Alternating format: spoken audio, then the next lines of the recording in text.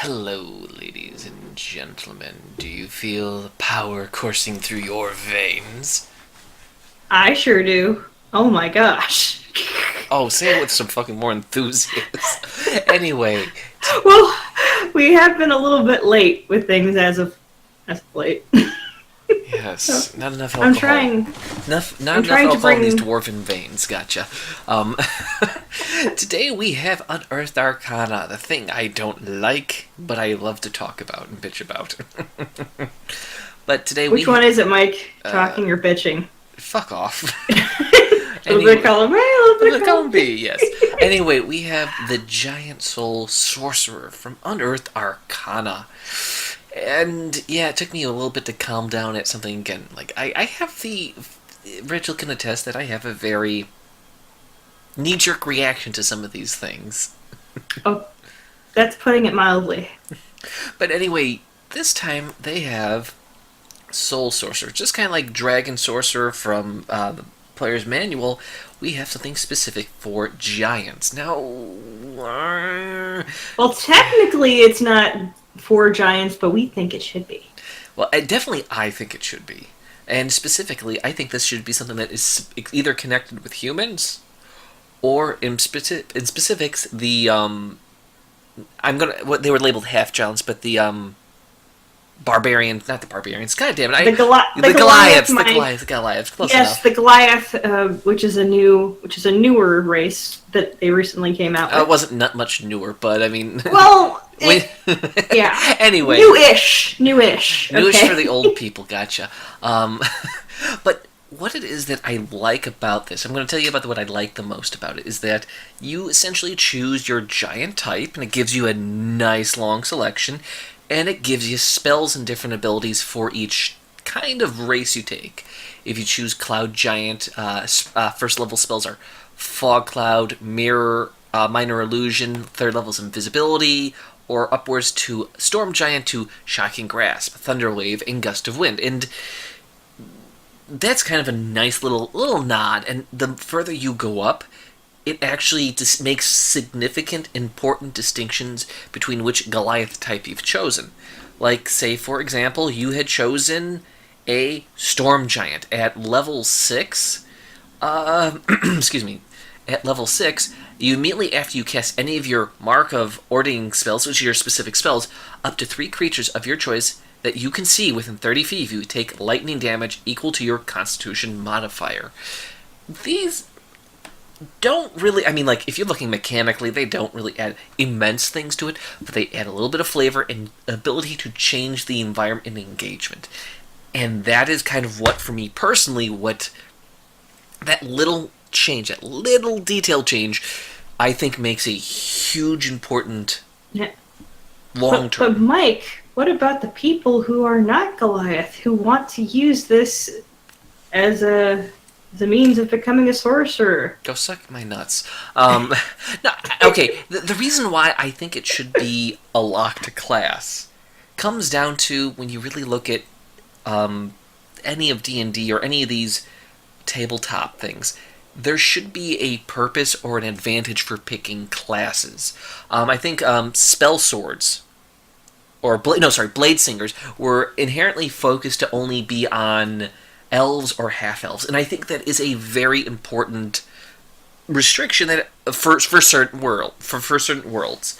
Again, if you don't have Goliaths in your world, I can understand. Oh yeah, opening up for multiple races and stuff like that. But the reason why I like it locked down to Goliaths because specifically Goliaths, and I think in Dark Sun are labeled as or in parentheses are noted as half giants. So what are you a half giant of? Half of a stone giant, half of a Yeah. hill giant, half of a storm giant.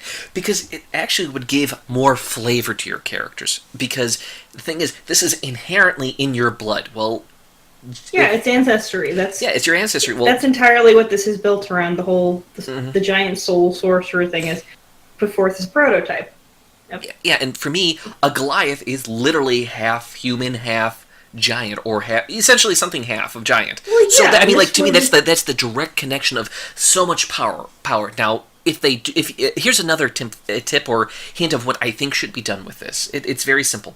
If you choose a Goliath, some of these powers should be a little more powerful. Not by a huge amount, but maybe add an extra bonus point of damage or something. Something small, minimalistic that would actually signify of someone of this genetic lineage, this biological lineage to a storm giant having extra power if you're a Goliath. It would make it important for a Goliath not to always be a fighter or a barbarian, which would essentially allow you to play a couple extra races that actually gives you more to work with. It actually would be really funny, though, if you think about it. It's like, obviously, this guy is a fighter. No, me only do spells. Exactly. Well, I mean, it gives players an incentive because to do races that are not technically normally synergistic with their styles. It actually, because the thing is, when you look at this, you're just going to look at, I'm going to need something that has a charisma base because it's a sorcerer spell, and if you look at any of those extra ones, I need my constitution spell. Okay, I can kind of do a giant, or I can kind of do one of the other, or I could do one of the other races. But the thing is, the moment you start looking at it like that, again, you're starting to raise the min-max, so why not make it a special, unique thing? Because you could also build, at least in my eyes, if you're having an actual Goliath that is a giant soul seer, a soul sorcerer, you can actually make him the equivalent of, in the tribe or in the culture, into something else like essentially an elder wizard, or what's the technical term for it? I'm blanking out on it, but... A sage? Yes, thank you. A sage, or a medicine man, or whatever. Something. Well, the thing is, you can actually have him... It would make more sense for Goliath to have more common giant soul sorcerers because they're mystics that are connected to their heritage of their tribe or community. They're the elders that you would go to, and they use the mystics and the powers and the energy that they're granted through their lineage, that they're more connected to their ancestors. Like, that's really fun lore and storytelling and role-playing possibilities. That really would be neat. You're fighting with the power of your ancestors, you're connected to them. Almost like a shaman or something. Thank you. Shaman was the word I was looking for. There we go. That is what we were looking for. It's more shamanistic sorcery. That would actually be really fucking cool. Exactly. And that's the reason why I think it should be connected mostly to Goliaths. Because in that way, you're already, again, for me, I'm the ROLE player more than the ROLL player. It gives you the possibility, when you have limitations on who can be this, to actually engage in some really interesting stories. And one of the other things for me personally, if you want to break it outside of race, you can essentially blood brothers or something like that. Some form of way of passing the energy on beyond the outside of the genetic lineage. So essentially, let's say you can make up a story of, this dwarf was fighting with these Goliaths, fighting this epic battle against these monsters, and he was sworn as his soul brother, essentially connecting him to the giant lineage, and essentially that mystical energy transfuses a little bit into that dwarf, so maybe his ancestor, his children, might be able to give a little pinprick and pull out of the giant essence that his father did great, honorable things with these Goliaths. Again, I'm looking at lore and story building. The possibility of... That would be really cool. Again, this is how I look at these things. These are mechanics in front of me that I'm looking at how do you play with it. And again, for me, that's the most important thing. How do you play with it? Because if you're going to look at the mechanics of things, I don't want to bore you to death out of, okay, you're a cloud giant. When you use one of your special spells, you can magically teleport as a bonus action. And you can get, a little bit, essentially 15 feet away. It's an interesting kind of concept you can do, but it doesn't have the same impact when you start looking at that. Because, the Cloud Giant, you can essentially, as a bonus action, teleport 10 plus your Constitution modifier. So, okay, you cast a spell, you kind of blink around the battlefield, kind of disrupting people. Those are basic mechanics that are okay, but if you can add this mystical idea of that you have the lineage of the Cloud Giant, well, let's look at maybe a hybrid class blending in with a rogue where you're casting your spells and you're teleporting, and then you mystically turn into the ether, or use fog cloud, and you use your bonus action to teleport away, and then you do, and now that since I have a couple stats in rogue, I sneak and scuttle in the clouds, waiting to strike again with my spells. It's like you get all these possibilities to manipulate a really good there story. There are a lot of things you could do, and especially you can play with the anticipation that people are going to think, they're going to anticipate that because you are a Goliath, that you're entirely a fighter. They're not going to expect that you're going to blast them with something. So it is kind of an interesting thing. And when I first heard about Goliath, I was not particularly interested. But little supplements and things like this actually makes things a lot more interesting, I think.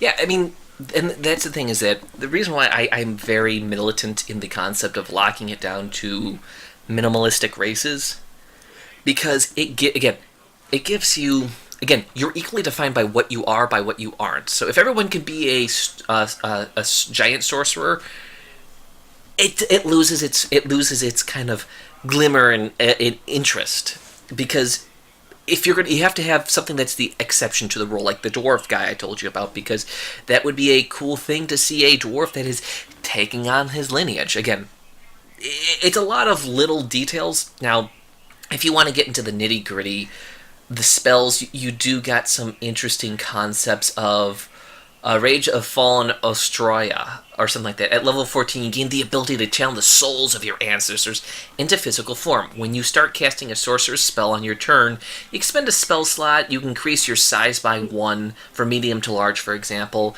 It lasts for 1 minute. If you die early, essentially it ends. Your current hit point bonus goes up. Your reach increases by 5, your walking speed increases by 5, you have advantage on strength, saving throws, and checks. You also gain bonus damage equal to your melee weapons. Well, the thing is with me, the reason why I do feel this should be connected to Goliath specifically is that the Goliaths, if I remember correctly, they get these bonuses to being the blood of giants. Yeah. And they can reduce damage intake and do more things like that. And for me, that would actually make more sense for a Goliath giant sorcerer to be more in the fray. He actually has that hardiness to take more damage, which would synergize excellently with this and make more sense in a lore story-wise thing. Yeah. Oh, by the way, it was Astoria. Astoria, also, thank you. It looks like you've missed Jotun Resilience. Excuse me. The resilience of giants flows through your body at first level. Your hit points maximum increases by 1 and increases by 1 again whenever you gain a level in this class. So essentially, at the end of your time, you're getting 20 extra hit points. Yeah, you're basically becoming more and more resilient to things. So there's a lot of perks to choosing this, I would imagine. Yeah, I mean, there's perks to this. Now, I mean, honestly, if you look at it, you need something that has Constitution and Charisma to really take advantage of the powers and the abilities. And again, off the top of my head, I can't think of what races get that. Again, I don't really care about the stat blocks because people look at it as stat blocks and they don't play around with the lore and the story possibilities. But here's now one of the other important things, which you could use with this as a campaign if you have this as an NPC or as an actual character. You start looking at all the different classifications of giant. Well, Storm King's Thunder, I think, was one of those that you were fighting against different giants or dealing with different giants. If you had this kind of lineage, this could, I would argue, as a DM, that depending on how you acted, if you acted in line with the nature of a cloud giant or a fire giant, you could easily have an easier time negotiating with actual legitimate fire giants and cloud giants because they recognize you and see you of their lineage, of their heritage, of their family. Now, if you broke the tradition of the, say, like, whatever, like a typical fire giant, and you were the sorcerer, you could actually have a negative ramifications. Again, I'm looking at it as story-wise manipulation playing around, because that offers you so much. I mean, it looks like you can also summon your ancestors into your physical form at 14th level. Oh, that's what I was telling you about. Rage of the Fallen? Yeah, Rage of the Fallen, Astoria. But this does really get pretty interesting. It's not particularly my thing, but it is interesting, though. It is something worth exploring, I think. Yeah, again, it's a fun little thing that you can play around with. I honestly do, again, it's a sorcerer, so you know most people can take twinning spells and stuff like that, and that offers, again, it offers a small opportunity. It offers a small flavor. Now, personally, the giant spells, I think there should be more to them because essentially you're getting 3 different spells, and I really do think we need more than just 3. And the reason why is that I think if you look at it, you're looking at sorcerer spells are relatively limited, and I think there should be something really distinctly special with sorcerer spells if you're going for a storm giant, a stone giant. Yeah, but I think they're trying to balance the fact that you're basically a fucking beast. If you're a Goliath doing this at that point, like, because you're getting resilience. You're becoming more beefy. You're a beefy sorcerer, or you're more beefy than your average sorcerer, which is known to be like a glass cannon. So they're very squish. But here's the other thing for me personally. Like, another way, I understand the balancing act. I give it the middle finger because balance is the watchword that so many people use. I'm against. I've begun to get more and more against it. But one of the other things I've noticed, this would be a very good for sword and sandal sorcery type of thing. And what I mean by that is Dark Sun, or essentially games that are not considered high fantasy, that you're more primitive in. And that would be a fun thing to work with these guys, because, again, I don't like giants myself personally. I don't think they're really used properly by most DMs. I think they're very hard to really play, but this could be something that if you're battling elemental creatures and you're siding with I'm going to say the Nation of Storm Giants, the Nation of Stone Giants, against these essentially invasions from the elements, because I think that would be the best way to use these kind of sorcerers in a thematic tone. Because, again, if you look at the spells, they're maybe low level, but they're this primal sense to them. And I think that might be a way to exploit the storytelling possibilities with it. Well, if I was going to try to exploit the whole Goliath situation, I would build like a Goliath bard, because I think that's hilarious, and then I'd give him like a little ukulele play.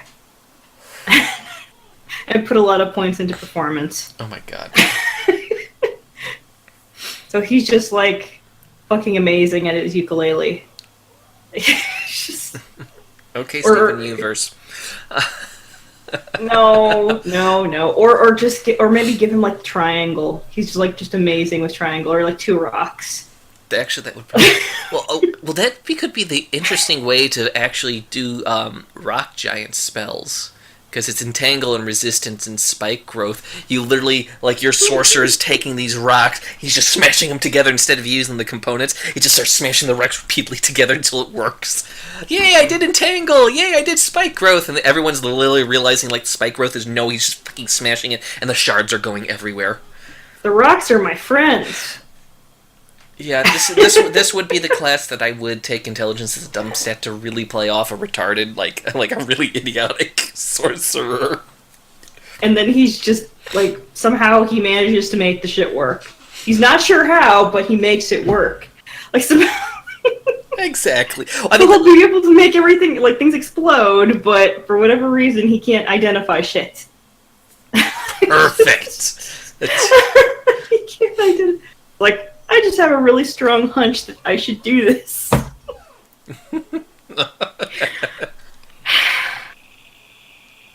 Or maybe he could be a tap dancer if he's a bard. No, get out, get out. But why not? I mean, what do you have against, like, tap dancing, like, Goliaths, Mike?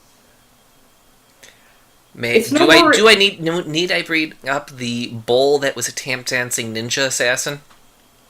Hey, okay, at least he's not a ninja, okay? He's just a bard, okay? He just... like... Yeah, you know where this is going. I am not having tap dancing dexterous ninjas that literally, like, should not be tap dancing on hooves again.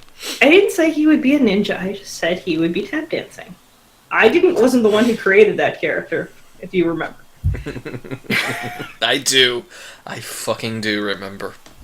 Anyway, off to reminiscing away from that. But yes, this is This is just kind of a small take. This, again, if you look at the sheet, it's basically you're adding your Constitution modifier.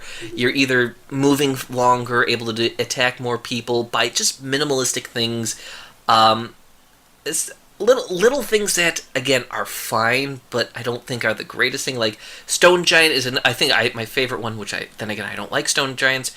Use that to your mark of your mark spell. You gain bonus armor class equal to your Constitution modifier, and this is again cool, great thing because if you really work it out, if you just have a dex build, that's going to kind of be perfect because you can technically get 20 armor class when you work around with a giant spell. Again, not my thing, but there's ways to min-max. There's ways to fuck around with it.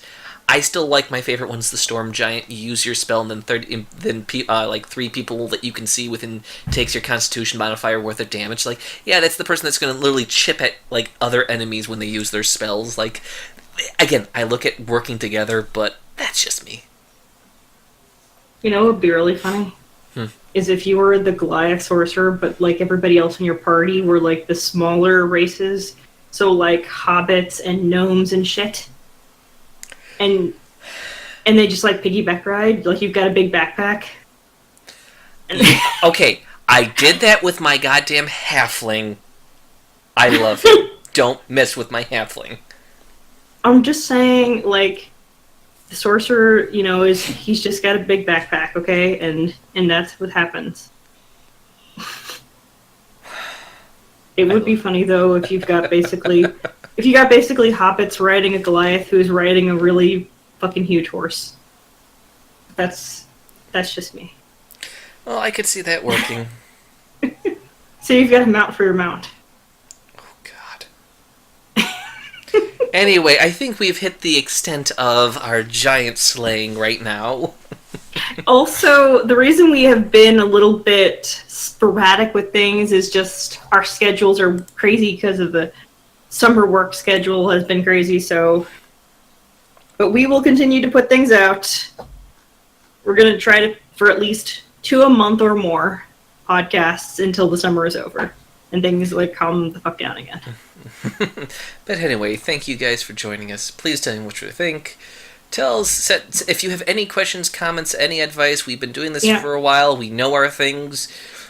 We do have a couple of people on the back burner we always pitch our questions to because, again, it doesn't matter if you're a 20-year veteran or a 1-month veteran, you can still answer questions insanely intelligently. Also, if you like things, like, subscribe, let us know how you feel in the comment section, and follow us on Twitter.